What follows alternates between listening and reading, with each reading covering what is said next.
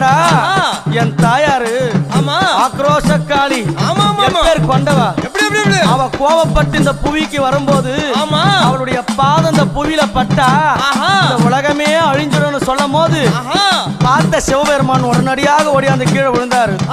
அவளுடைய திருமேனியான பாதம் சிவனுடைய மேல படணும். அவன் கோபம் தெளினு கீழே இருக்கிற கணவனும் தெரிஞ்சு கூட எங்க அம்மா அவ கட்டி நல்ல அம்மா கணவனைய அவ கட்டிய கட்டிய கணவனைய அவ காலால காலால மேதித்தவளா அவ கட்டிய அம்மா கணவனைய அவ காலால அம்மா மேதித்தவளா அவ புலித்தோள